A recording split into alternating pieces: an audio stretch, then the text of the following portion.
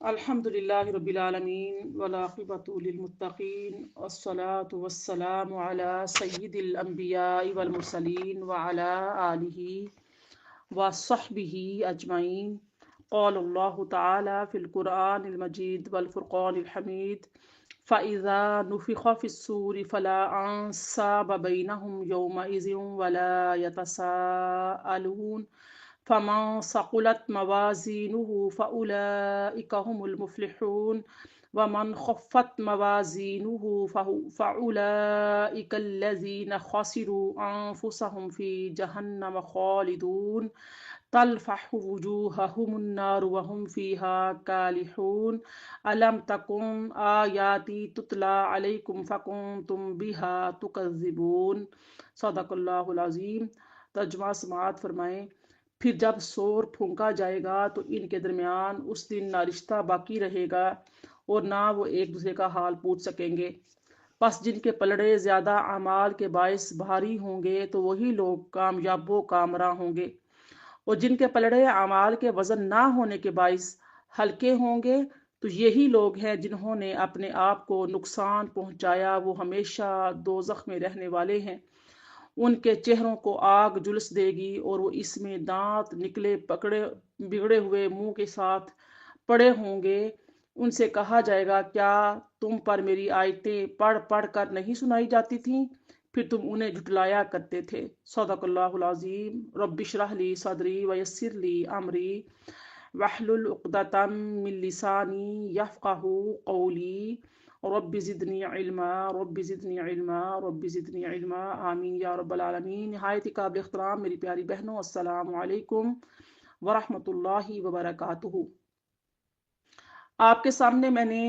سورہ مومنون 18واں پارہ، اس کی میں نے 5 آیتیں 101 سے لے کر 105 تک کی تلاوت کی ہے اور ترجمہ پیش کیا ہے۔ آئیے اس کی تفسیر کی طرف بڑھتے ہیں۔ اللہ تعالیٰ نے اس سورہ مبارکہ کی ان آیت میں جو آیتیں تلاوت کی ہیں، اس میں سور پھونکنے کا ذکر کیا ہے۔ اس سے مراد دوسری بار سور کا پھونکنا ہے۔ حضرت ابن عباس رضی اللہ تعالیٰ عنہما نے فرمایا کہ جس طرح لوگ دنیا میں اپنے نسب پر فخر کرتے ہیں، آخرت میں کوئی اس طرح اپنے نسب پر فخر نہیں کرے گا، اور جس طرح دنیا میں ایک دوسرے سے سوال کرتے ہیں کہ تم کس قبیلے سے ہو، تمہارا کیا نسب ہے، آخرت میں کوئی کسی سے اس طرح سوال نہیں کرے گا، اور اس دن کے شدید خوف اور دہشت کی وجہ سے کوئی شخص دوسرے سے متعارف نہیں ہوگا۔ اور حضرت ابن عباس رضی اللہ تعالیٰ نے یہ بھی فرمایا کہ جب پہلا سور پھونکا جائے گا تو آسمانوں اور زمینوں کی تمام مخلوق ہلاک ہو جائے گی، ماں سوا ان کے جن کو اللہ تعالیٰ چاہے گا۔ اس دن ان کے درمیان کوئی نسب ہوگا اور نہ ہی وہ ایک دوسرے سے سوال کریں گے۔ پھر جب دوسرا سور پھونکا جائے گا تو سب کھڑے ہو کر دیکھ رہے ہوں گے۔ تو ایک شخص نے حضرت ابن عباس رضی اللہ تعالی عنہما سے اس آیت کے متعلق پوچھا۔ یہ آیت مبارکہ جو ہے سورہ صافات کی 50ویں آیت ہے۔ فَأَقْبَلَ بَعْضُهُمْ عَلَى بَعْضٍ يَتَسَاءَلُونَ، پھر وہ ایک دوسرے کی طرف رخ کر کے سوال کریں گے۔ تو حضرت ابن عباس رضی اللہ تعالیٰ عنہ نے فرمایا، پہلے سور کے وقت کوئی کسی سے سوال نہیں کرے گا، کیونکہ اس وقت روئے زمین پر کوئی زندہ شخص نہیں ہوگا، اور نہ ان کے درمیان کوئی رشتہ ہوگا، اور نہ وہ کسی سے سوال کریں گے۔ اور یہ آیت پھر وہ ایک دوسری کی طرف رخ کر کے سوال کریں گے۔ اہل جنت کے متعلق فرمایا کہ کیونکہ جب یہ جنت میں داخل ہو جائیں گے تو ایک دوسرے سے وہ سوال کریں گے۔ اسی بارے میں حضرت ابن مسعود رضی اللہ تعالیٰ نے فرمایا کہ اس آیت سے مراد دوسرا سور ہے، یعنی کہ حضرت ابن مسعود نے فرمایا قیامت کے دن کسی بندے یا بندی کا ہاتھ پکڑ کر اس کو تمام اولین اور آخرین کے سامنے کھڑا کر دیا جائے گا، پھر ایک منادی منع کرے گا کہ یہ فلاں بن فلاں ہے، جس شخص نے اس سے اپنا حق لینا ہے وہ اس سے اپنا حق وصول کر لے۔ پھر کوئی عورت اپنے باپ سے کوئی حق لینے آئے گی، یا کوئی عورت اپنے شوہر سے اپنا حق لینے آئے گی، یا کوئی بہن اپنے بھائی سے، یا کوئی ماں اپنے بیٹے سے اپنا حق وصول کرے گی۔ حضرت ابن مسعود رضی اللہ تعالی عنہ جو ہے سورہ مومنون کی اسی آیت مبارکہ کو جو آپ کے سامنے میں نے 101 تلاوت کی ہے، فلا انصاب بینہم یومئذ ولا یتساءلون، اس دن ان کے درمیان رشتے قائم نہیں رہیں گے اور نہ وہ ایک دوسرے سے سوال کر سکیں گے۔ پھر اس سے رب سبحانہ تعالیٰ فرمائے گا کہ ان لوگوں کے حقوق ادا کرو. وہ شخص کہے گا اے میرے رب دنیا فنا ہو چکی ہے، اب میں ان کو حق کہاں سے دوں؟ پھر اللہ تعالیٰ فرشتوں سے فرمائے گا کہ اس کی نیکیوں میں سے ہر شخص کو اس کے حق کے مطابق نیکیاں دے دو. میری پیاری بہنوں، بہت اہم آیات ہیں، ان کو دل کے کانوں سے سنیے گا اور نیت کیجئے گا کہ اگر ہمارے ذمہ کسی کے کوئی حق ہیں کچھ بھی تو ہمیں وہ زندگی میں ادا کرے. آخرت میں سوائے نیکیوں کے دینے کے کچھ نہیں ہوگا، یا دوسروں کے جو گناہ ہیں وہ ہم گناہ اپنے دامن میں بھریں گے، اس کے سوا ہمارے پاس اور کچھ نہیں ہوگا.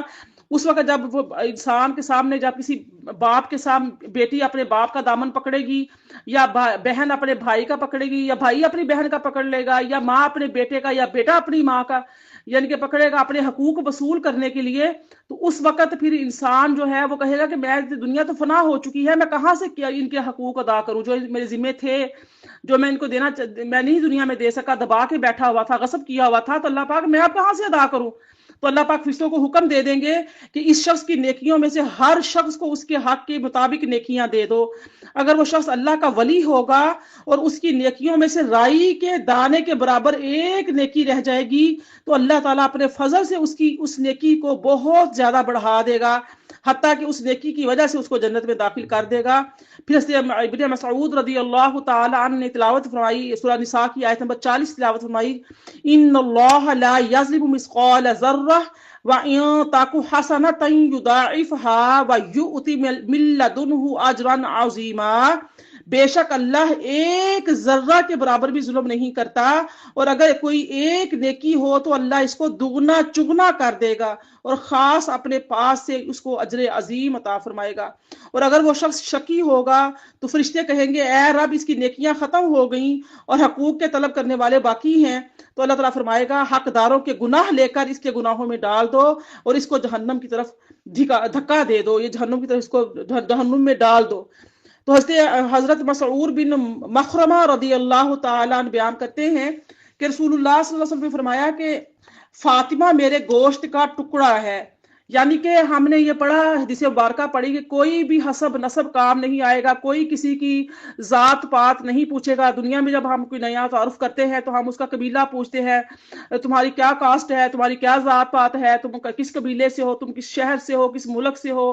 تمہارے ابا کیا کرتے ہیں، ہم ڈیٹیل پوچھتے ہیں، تعارف کرتے ہیں. لیکن روز قیامت کیا ہوگا؟ کوئی کسی کو کچھ نہیں پوچھے گا، کوئی کسی کو کوئی نہیں پہچانے گا، نہ کوئی رنگ ہوگا، نہ کوئی نسل رہے گی، نہ کوئی حسب نسب رہے گا، کچھ بھی نہیں. کسی کو کسی کی ہوش ہی نہیں ہوگی کہ وہ کچھ کسی سے سوال کر سکے، کسی کے بارے میں کچھ جان سکے، کچھ پوچھ سکے. ایسی افراتفری کا عالم ہوگا، ایسے نفسا نفسی کا عالم ہوگا. لیکن حضرت مسعود بن مخرمہ رضی اللہ تعالیٰ عنہ بیان کرتے ہیں کہ رسول اللہ صلی اللہ علیہ وسلم نے فرمایا فاطمہ رضی اللہ تعالیٰ عنہا، فاطمہ سلام اللہ علیہا میرے گوشت کا ٹکڑا ہے، جو چیز اسے غصے میں لائے وہ مجھے غصے میں لاتی ہے، اور جس چیز سے وہ خوش ہو اس سے میں خوش ہوتا ہوں، اور قیامت کے دن تمام رشتے منقطع ہو جائیں گے سوا میرے نسب کے اور میرے نکاح کے اور میرے سسرال کے. نبی کریم صلی اللہ علیہ وآلہ وسلم فرما رہے ہیں کہ میرا نسب، میرا نکاح اور میرے سسرالی رشتے، جتنی بھی آپ نے ازدواج سے نکاح کیا، جتنی بھی آپ کی ازدواج ہے، ان کا جو میکہ ہے، آپ سے کا سسرال، وہ اور آپ کا نسب حسب سب یہ قائم رہے گا. باقی ہر طرح کے رشتے منقطع ہو جائیں گے. نہ باپ کسی بیٹے کا ہوگا، نہ ماں بیٹی کی ہوگی، نہ بیوی شوہر کی ہوگی، اور نہ بہن بھائی کی ہوگی. کوئی رشتہ سسرالیوں کا، نہ نہال کا، نہ دہال کا کوئی نہیں رہے گا. یہاں پہ نسب کی بات ہو رہی ہے، رشتے کی بات ہو رہی ہے. اس بارے میں حضرت مسعود بن مخرمہ رضی اللہ تعالیٰ عنہ بیان فرماتے ہیں کہ رسول اللہ صلی اللہ علیہ وآلہ وسلم نے فرمایا فاطمہ میرے گوشت کا ٹکڑا ہے، جس نے اس کو ناراض کیا اس نے مجھے ناراض کیا. صحیح بخاری، سنن ابو داؤد، سنن ترمذی، سنن ابن ماجہ، سنن کبریٰ اور سنن نسائی میں یہ حدیث مبارکہ موجود ہے. حضرت ابو سعید خدری رضی اللہ تعالیٰ عنہ بیان فرماتے ہیں کہ میں نے نبی صلی اللہ علیہ وآلہ وسلم کو اس منبر پر یہ فرماتے ہوئے سنا ہے کہ ان لوگوں کا کیا حال ہوگا جو یہ کہتے ہیں کہ رسول اللہ صلی اللہ علیہ وآلہ وسلم کا رشتہ ان کی قوم کو نفع نہیں پہنچائے گا. نہیں بلکہ میرا رشتہ دنیا اور آخرت میں ملا ہوا ہے. اور اے لوگو، جب تم میرے پاس آؤ گے تو میں تمہیں حوض پر تمہارا پیش رو ہوں گا. ایک شخص کہے گا میں فلاں ہوں، دوسرا شخص کہے گا میں فلاں بن فلاں ہوں، اس کا بھائی کہے گا میں فلاں بن فلاں ہوں، آپ ان سے فرمائیں گے تمہارا نسب میں پہچانتا ہوں، لیکن تم نے میرے دین میں نئی باتیں نکالی اور تم میرے بعد مرتد ہو گئے۔ مسند احمد میں حدیث مبارکہ حافظ زین نے کہا کہ اس حدیث کی سند بالکل صحیح ہے اور حسن ہے، یہ بیان کی گئی ہے۔ حضرت جابر رضی اللہ تعالیٰ عنہ بیان کرتے ہیں کہ میں نے حضرت عمر بن خطاب سے سنا کہ وہ کہتے تھے کہ میں نے رسول اللہ صلی اللہ علیہ وآلہ وسلم سے سنا، آپ فرماتے تھے کہ قیامت کے دن ہر نکاح کا رشتہ اور ہر نسب کا رشتہ منقطع ہو جائے گا سوا میرے نکاح اور میرے نسب کے رشتے سے۔ اس طرح سے حضرت مسعود بن مخرمہ بیان کرتے ہیں کہ حسن بن حسن نے حضرت مسعود بن مخرمہ کی بیٹی کا آپ اپنے لیے رشتہ مانگا تو حضرت مسعود نے کہا حسن بن حسن سے کہنا کہ میں کسی وقت اس کا جواب دوں گا۔ پھر ان کی حضرت حسن سے ملاقات ہوئی تو حضرت مسعود نے اللہ تعالیٰ کی حمد کرنے کے بعد کہا مجھے تمہارے نسب کے رشتہ اور تمہارے سسرالی رشتے سے کوئی نکاح کا رشتہ یا کوئی نسب کا رشتہ یا کوئی سسرالی رشتہ یا وہ عزیز نہیں ہے، لیکن رسول اللہ صلی اللہ علیہ وآلہ وسلم نے فرمایا میری فرع یعنی کہ میری شاخ جو چیز اس کو خوش کرے وہ مجھے خوش کرتی ہے، جو چیز اس کو رنجیدہ کرے وہ مجھے رنجیدہ کرتی ہے، اور بے شک قیامت کے دن تمام نسب کے رشتے منقطع ہو جائیں گے سوائے میرے نسب اور میرے نکاح کے رشتے کے۔ اور یہ بات حضرت فاطمہ کی بیٹی تمہارے نکاح میں ہے، اگر تم اس کے اوپر میری بیٹی کی یعنی کہ بطور سوکن لاؤ گے تو اس کو رنج ہوگا۔ پھر حضرت مسعود جو تھے انہوں نے اس بات سے یعنی کہ کیا کیا، معذرت کر لی۔ اب دیکھیے حضرت عائشہ صدیقہ رضی اللہ تعالی عنہ جو ہیں ان کے بارے میں بھی حضرت مسعود بن مخرمہ پھر فرماتے ہیں کہ میں نے رسول اللہ صلی اللہ علیہ وسلم کو ممبر پر فرماتے ہوئے سنا کہ بنو حشام بن مغیرہ نے مجھ سے اس بات کی اجازت طلب کی کہ وہ اپنی بیٹی کا حضرت علی بن ابی طالب سے نکاح کر دے، تو میں اس کی اجازت نہیں دیتا، پھر اس کی اجازت نہیں دیتا، آپ بار بار اس کی تکرار کر رہے ہیں، 3 بار آپ نے فرمایا سوا اس صورت کے کہ علی بن ابی طالب میری بیٹی کو طلاق دے دے اور ان کی بیٹی سے نکاح کر لے، کیونکہ وہ میرے جسم کا ٹکڑا ہے اور جو چیز اس کو غمگین کرتی ہے مجھ کو غمگین کرتی ہے، اور جو چیز اس کو ایذا پہنچاتی ہے وہ مجھ کو ایذا پہنچاتی ہے۔ یعنی کہ حضرت سیدہ فاطمہ النساء سلام اللہ علیہا کے جب نکاح میں تھے حضرت علی مرتضیٰ رضی اللہ عنہ، تو اب آپ کو نکاح کی اجازت نہیں تھی، آپ نے فرمایا کہ پہلے یعنی کہ میری بیٹی کو طلاق دے دو، یعنی کہ ویسے فرمایا تکلفاً فرمایا کہ طلاق دے دو، پھر اس کے بعد تو ہے تم نکاح کر سکتے ہو، کیونکہ جو چیز میری بیٹی کو پریشان کرے، میری بیٹی کو تکلیف کرے دے، وہ مجھے تکلیف اور پریشان کرے گی۔ تو حضرت بریدہ رضی اللہ تعالیٰ بیان کرتے ہیں کہ رسول اللہ صلی اللہ علیہ وسلم نے فرمایا کہ تمام عورتوں میں سب سے زیادہ محبوب مجھے حضرت فاطمہ ہیں، اور مردوں میں سب سے زیادہ محبوب حضرت علی رضی اللہ تعالیٰ عنہ ہیں، یعنی آپ کے اہل بیت میں سے ہیں۔ حضرت زید بن ارقم فرماتے ہیں کہ رسول اللہ صلی اللہ علیہ وسلم نے حضرت علی، حضرت فاطمہ، حضرت حسن اور حضرت حسین رضی اللہ عنہم کے متعلق فرمایا میں ان سے جنگ کرنے والا ہوں جو ان سے جنگ کرے، اور میں ان سے صلح کرنے والا ہوں جو ان سے صلح کرے۔ یہ بھی حدیث مبارکہ جو ہے سنن ترمذی میں ہے، ابن ماجہ میں ہے، اور ابن ابی شیبہ میں ہے، معجم الکبیر میں ہے، صحیح ابن حبان میں ہے، المستدرک میں ہے۔ یہ حدیث مبارکہ نبی کریم صلی اللہ علیہ وآلہ وسلم نے فرمایا کہ یعنی کہ جو چیز جو حضرت علی، حضرت فاطمہ، حضرت حسن و حسین سے جنگ کرے وہ مجھ سے جنگ کرے گا، جو مجھ سے ان سے صلح کرے وہ مجھ سے صلح کرے گا۔ حضرت ام سلمہ فرماتی ہیں کہ نبی صلی اللہ علیہ وسلم نے حضرت حسن، حضرت حسین، حضرت علی، حضرت فاطمہ الزہرا رضی اللہ تعالیٰ عنہم پر چادر ڈالی، پھر فرمایا اے اللہ یہ میرے اہل بیت ہیں، میرے خواص ہیں، ان سے ناپاکی کو دور کر دے اور ان کو اچھی طرح پاک کر دے۔ حضرت ام سلمہ نے پوچھا یا رسول اللہ میں بھی ان کے ساتھ ہوں؟ فرمایا بے شک تم خیر پر ہو۔ یہ حدیث بھی صحیح حسن ہے، اس کو ترمذی میں، مسند احمد میں، مسند ابو یعلا میں، معجم الکبیر میں روایت کیا گیا ہے۔ حضرت عائشہ ام المومنین رضی اللہ تعالیٰ عنہما بیان کرتی ہیں کہ رسول اللہ صلی اللہ علیہ وسلم کے اٹھنے اور بیٹھنے میں، آپ کی سیرت اور آپ کی عادات اور طور طریقوں میں حضرت فاطمہ بنت رسول صلی اللہ علیہ وآلہ وسلم سب سے زیادہ آپ کی مشابہ تھیں۔ جب نبی صلی اللہ علیہ وآلہ وسلم کے پاس آتی تو آپ ان کی طرف کھڑے ہو جاتے، ان کو بوسہ دیتے، ان کو اپنی جگہ پر بٹھاتے۔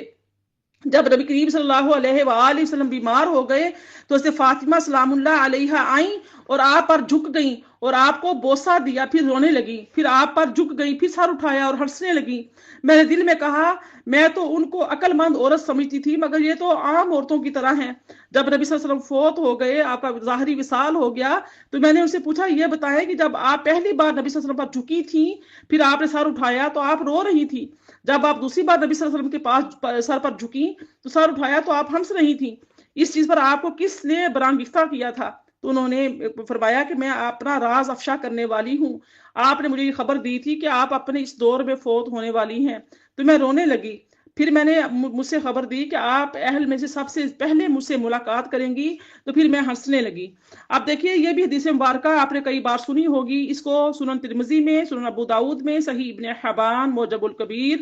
اور مستدرک سنن بہیقی، مسند احمد، مسند ابو یعلا، حلیۃ الاولاد، دلائل النبوہ بہیقی اور تمام کتب حدیث میں اس حدیث مبارکہ کو کثرت کے ساتھ روایت کیا گیا ہے۔ حضرت ام سلمہ رضی اللہ تعالیٰ عنہ بیان کرتے ہیں کہ فتح مکہ کے ساتھ نبی صلی اللہ علیہ وسلم نے حضرت فاطمہ کو بلایا، پھر ان سے سرگوشی کی تو وہ رونے لگیں، پھر ان سے کوئی بات کی تو وہ ہنسنے لگیں، وہ کہنے لگی مجھے رسول اللہ صلی اللہ علیہ وسلم نے بتایا کہ وہ فوت ہو جائیں گے، تو میں رونے لگ گئی۔ پھر آپ نے مجھے یہ خبر دی کہ میں مریم بنت عمران کے سوا تمام جنت کی عورتوں کی سردار ہوں گی، تو پھر میں ہنسنے لگی۔ اب حضرت عبداللہ بن مسعود رضی اللہ تعالیٰ ان کے بارے میں فرماتے ہیں کہ رسول اللہ صلی اللہ علیہ وسلم نے فرمایا بے شک فاطمہ نے اپنی عفت کی حفاظت کی ہے تو اللہ نے ان کی اولاد کو دوزخ پر حرام کر دیا ہے۔ یعنی کہ جو عورت، جو خاتون اپنی عفت کی، اپنی عزت کی حفاظت کرتی ہے تو اللہ پاک نے کیا کیا کہ دیکھیں سیدہ فاطمہ النساء سے ہمیں یہ معلوم ہو رہا ہے کہ اللہ پاک نے آپ کی اولاد کو دوزخ سے حرام کر دیا۔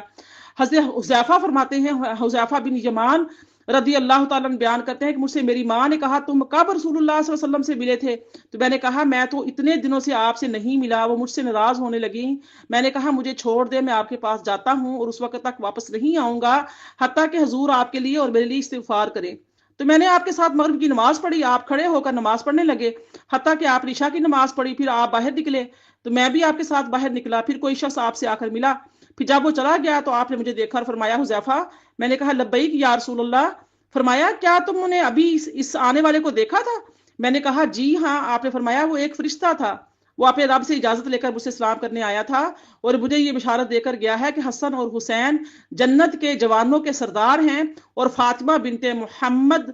جنت کی عورتوں کی سردار ہیں، صلی اللہ علیہ وآلہ وسلم۔ تو یہ حدیث مبارکہ دیکھیے نبی کریم صلی اللہ علیہ وسلم نے فرمایا اس بارے میں کہ حضرت علی رضی اللہ تعالیٰ عنہ بیان کرتے ہیں کہ رسول اللہ نے فرمایا کہ حضرت فاطمہ سے فرمایا تمہارے غضب کی وجہ سے اللہ غضبناک ہوتا ہے اور تمہاری رضا کی وجہ سے اللہ تعالیٰ راضی ہوتا ہے۔ المستدرک، معجم الکبیر اور دارالقطنی میں، یعنی کہ یہاں پر یہ حدیث مبارکہ ان کتابوں میں نقل کی گئی ہے۔ زید بن اسلم نے اپنے والد سے روایت کیا، فرماتے ہیں کہ حضرت عمر رضی اللہ عنہ حضرت فاطمہ بنت رسول صلی اللہ علیہ وسلم کے پاس گئے اور کہا اے فاطمہ، اللہ کی قسم میں نے رسول اللہ صلی اللہ علیہ وآلہ وسلم کے نزدیک آپ سے زیادہ کسی کو محبوب نہیں دیکھا، اور اللہ کی قسم آپ کے والد نبی کریم صلی اللہ علیہ وآلہ وسلم کے بعد لوگوں میں مجھے آپ سے زیادہ کوئی اور محبوب نہیں ہے۔ سبحان اللہ۔ حضرت ابو ثعلبہ خشنی رضی اللہ تعالیٰ عنہ بیان کرتے ہیں کہ رسول اللہ صلی اللہ علیہ وآلہ وسلم جب کسی غزوہ یا کسی سفر سے واپس آتے تو مسجد میں جا کر 2 رکعت نماز پڑھتے، پھر حضرت فاطمہ رضی اللہ تعالی عنہا کے گھر جاتے، پھر اس کے بعد اپنی ازواج کے پاس جاتے۔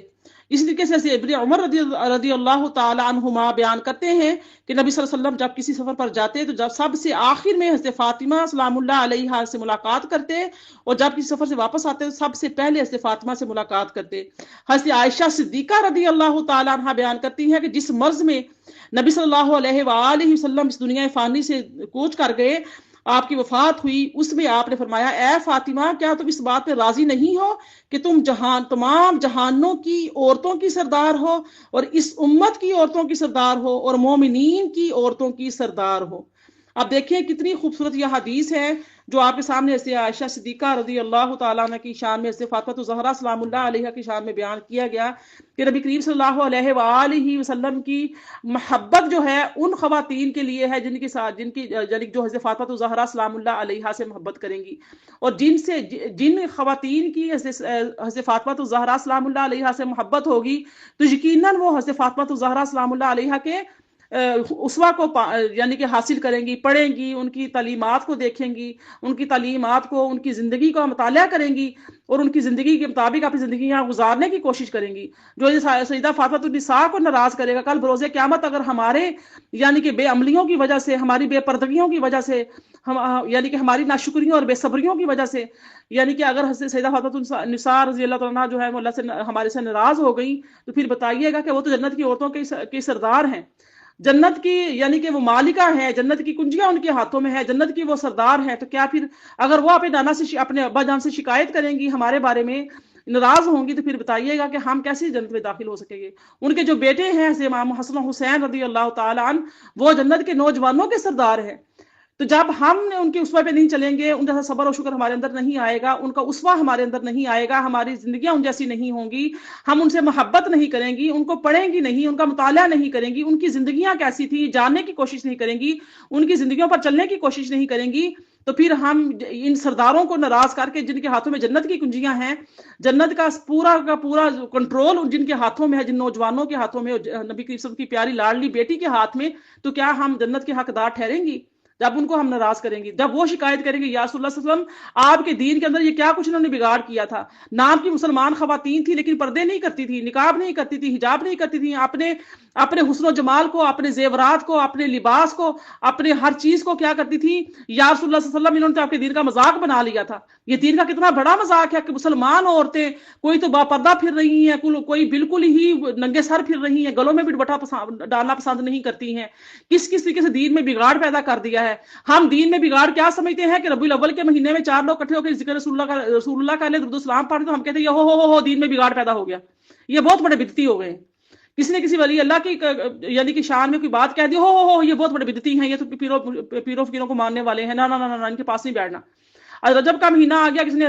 رجب شریف کا مہینے میں معراج شریف کا جو ذکر ہے وہ کر لیا کہ نبی کی معراج شریف کی رات وہاں گئے، آپ سب کو یعنی کہ وہاں پہ آپ نے جنت کے دوزخ کے یہ مناظر دیکھے، یہ دیکھے، سب کو چھوڑ کے کیا کرے، اللہ کو دیکھا نہیں دیکھا، اس پہ ہم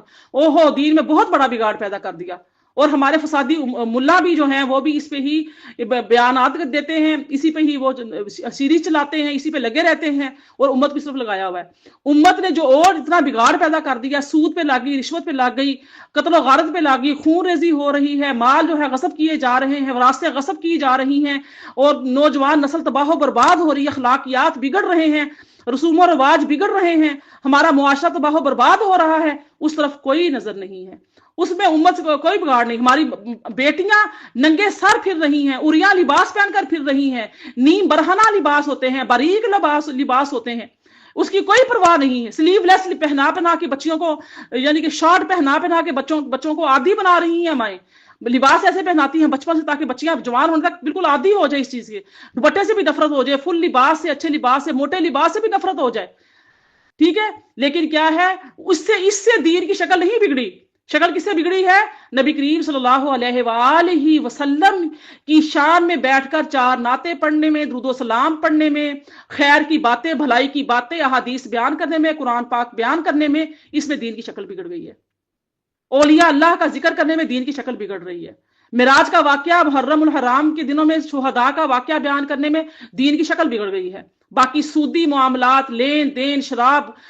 ہر چیز آپ دیکھیے کہ مسلمان کس طرف جا رہا ہے. میری بات کو غور سے سنیے گا اور نظر رکھیے گا اور دیکھیے گا کہ واقعی کہ دین کی شکل یہ چیز بگاڑ رہی ہے یا وہ چیز جو ہم ذکر خیر کرتے ہیں بیٹھ کر وہ دین کا چہرہ بگاڑ رہے ہیں. ہم اس حدیث مبارکہ کو توڑ موڑ کے کہاں لے جاتے ہیں؟ اللہ پاک نبی کی صلی اللہ علیہ وسلم بروز قیامت اپنے ہوش سے دور کر دیں گے، کہیں گے کہ جناب ان لوگوں نے کیا کیا تھا، دین کی شکل بگاڑ دی تھی. دین کی شکل یہی ہے جو رشوت کے بازار گرم ہے، سود کے بازار گرم ہے، زنا، بدکاری، فحاشی کے، عریانی کے بازار گرم ہے. مسلمان کو صحابہ کرام نے، نبی کریم صلی اللہ علیہ وسلم نے یہ معاشرہ تو نہیں دیا تھا. نبی کریم صلی اللہ علیہ وسلم کے دور میں یہ معاشرہ تو نہیں تھا، اور صحابہ کرام کے دور میں، تابعین کے دور میں یہ معاشرہ تو نہیں تھا جو معاشرہ اب ہم دیکھ رہے ہیں. جو مسلمان ممالک میں جو کچھ اب ہو رہا ہے، ناچ گانے ڈانس ننگے ہو رہے ہیں، ہماری شادیاں، ہماری رسم و رواج، ہماری محفلیں وہ کیسی ہو گئی ہیں، وہ ہم نہیں دیکھتے، اس کی ہمیں پرواہ نہیں ہے. ننگی عورتیں ناچ رہی ہیں، چاروں طرف حلقہ بنائے مرد کھڑے ہیں، یہ بیٹے کا دوست کھڑا ہوا ہے، یہ بھائی کا دوست کھڑا ہوا ہے، یہ شوہر کے دوست آئے ہوئے ہیں، جس بیٹی کی شادی ہے اس کی فرینڈز آئی ہوئی ہیں، ان کے بھائی آئے ہوئے ہیں، ان کے دوست آئے ہوئے ہیں. یہ چچا ہے، چچا کے دوست ہے، یہ ماموں ہے، ماموں کے دوست ساتھ آ گئے ہیں، یہ میرا بیٹا بنا ہوا تھا، یہ میرے بیٹے جیسا ہے، وہ آ گیا ہے۔ اب کیا ہے، یہ ہلکا بنا کے کھڑا ہے بیچ کار میں، ننگی عورتیں ٹائٹ لباس پہن کے، فٹ لباس پہن کے، اور اریاں لباس پہن کے، باریک لباس پہن کر، اور زیورات سے ملبوس ہو کر، ہر چیز میک اپ سے، تو کیا کر رہی ہیں، ناچ رہی ہیں۔ اس سے دین کا چہرہ نہیں بگڑ رہا۔ یہ سوال میں چھوڑے جا رہی ہوں، دیکھیے گا کہ ضرور کہ ہم کس طرح کے فسادی ملا کے پیچھے پڑ کے ہم نے دین اس طرف دھیان ہی نہیں دیا جس پر ہمیں دھیان دینا چاہیے، جس کا ہمیں پرچار کرنا چاہیے، جس سے ہمیں نفرت کرنی چاہیے، جس سے ہمیں منع کرنا چاہیے، جس سے ہمیں اپنی اولادوں کو، اپنے نسلوں کو، اپنے خاندان کو دور رکھنا چاہیے۔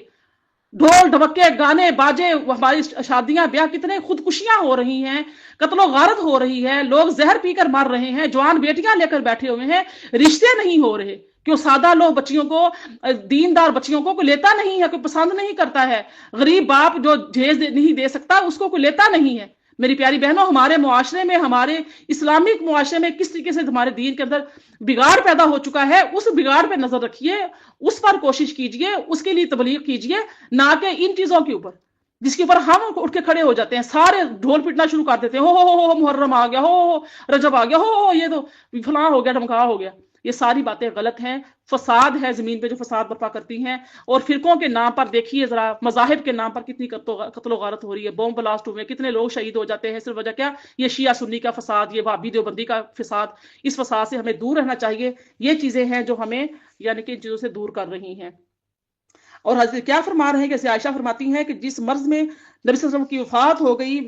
اس میں آپ نے فرمایا، اے فاطمہ، کیا تم اس پر راضی نہیں ہو کہ تم تمام جہانوں کی عورتوں کی سردار ہو، اور اس امت کی عورتوں کی سردار ہو، اور مومنین کی عورتوں کی سردار ہو؟ تو مومنین کون ہوں گی؟ جو شریعت مطہرہ پر چلنے والی ہوں گی، با پردہ ہوں گی، با حیا ہوں گی، اور دین کی تعلیم دیتی ہوں گی اور لیتی ہوں گی، اور ایسی محافل میں بیٹھتی ہوں گی، اپنے بچوں کو نبی کی وسلم کی محبت سکھاتی ہوں گی، آپ کی اہل بیت کی محبت سکھاتی ہوں گی۔ یہ یاد رہے کہ اہل بیت کی محبت ہمارا جو ہے نا، یہ اول فریضہ ہونا چاہیے۔ اپنے بچوں کو بیٹھ کر اہل بیت کی محبت بتائیں، ان کی زندگیاں بتائیں، ان کی سیرت سنائیں بیٹھا کر، جیسے بڑی مائیں کہانیاں سنایا کرتی تھیں، ایسے آپ اپنے بچوں کو بٹھا کر ایسی کتابیں اپنے گھر میں رکھیں، ایسے شوق اپنے بچوں میں پیدا کریں۔ اللہ تعالیٰ ہمیں توفیق عطا فرمائے۔ 102 نمبر آیت دیکھیے گا، فَمَن ثَقُلَتْ مَوَازِینُهُ فَأُولَٰئِکَ هُمُ الْمُفْلِحُونَ، پس جن کے پلڑے زیادہ اعمال کے باعث باری ہوں گے تو وہی لوگ کامیاب و کامران ہوں گے۔ وَمَنْ خَفَّتْ مَوَازِینُهُ فَأُولَٰئِکَ الَّذِینَ خَسِرُوا أَنفُسَهُمْ فِی جَہَنَّمَ خَالِدُونَ، اور جن کے پلڑے اعمال کے وزن نہ ہونے کے باعث ہلکے ہوں گے تو یہی لوگ جنہوں نے اپنے آپ کو نقصان پہنچایا وہ ہمیشہ دوزخ میں رہنے والے ہیں۔ دیکھیے 102 نمبر آیت کی حضرت سیدہ فاطمہ النساء سلام اللہ علیہا کے بارے میں ایک دو حدیث سماعت کیجئے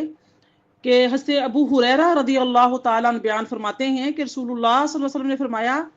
قیامت کے دن انبیاء کو سواریوں پر اٹھایا جائے گا تاکہ وہ اپنی اپنی امتوں کے مومنوں کے پاس پہنچے۔ تو حضرت صالح کو اپنی اونٹنی پر اٹھایا جائے گا اور مجھے براق پر اٹھایا جائے گا، اس کا قدم منتہائے نظر پر ہوگا، اور فاطمہ کو میرے آگے اٹھایا جائے گا۔ یہ حدیث مبارکہ المستدرک میں ہے، اور مسلم شریف میں ہے، موجب الکبیر میں ہے، موجب الصغیر میں ہے، تاریخ بغداد میں اور موجب الزوائد میں نقل کی گئی ہے۔ اسی طریقے سے حضرت علی علیہ السلام بیان کرتے ہیں کہ میں نے نبی صلی اللہ علیہ وسلم کو یہ فرماتے ہوئے سنا ہے کہ جب قیامت کا دن ہوگا تو ایک منادی پردے کی اوٹ سے ندا کرے گا کہ اے اہل محشر، اپنی نظریں جھکا لو حتیٰ کہ فاطمہ بنت محمد صلی اللہ علیہ وآلہ وسلم گزر جائیں۔ یہ حدیث مبارکہ امام بخاری، امام مسلم کی شرط کے مطابق صحیح ہے۔ اس کو المستدرک میں، موجب الکبیر میں، موجب الاوسط میں، الکامل ابن عدی میں، مسند فاطمہ میں، مستدرک میں، طبع قدیم کنز الایمان میں حافظ حیثمی نے اس حدیث مبارکہ کو نقل کیا ہے۔ یعنی کہ بروز قیامت نبی کریم صلی اللہ علیہ وسلم فرما رہے ہیں کہ میں براق پر سوار ہوں گا، اور میرے آگے میری پیاری بیٹی، لاڈلی بیٹی حضرت فاطمہ النساء سلام اللہ علیہا بیٹھی ہوں گی، تشریف فرما ہوں گی، اور جب آپ سب کی سواری گزرے گی تو اس وقت کہا جائے گا کہ اے اہل محشر، نظریں جھکا لو کیونکہ یہاں سے بنت محمد گزر رہی ہیں۔ سبحان اللہ۔ بس مجھے یہ حدیثیں دو تھی، میں نے کہا جب میں آپ کے سامنے بیان کر دوں۔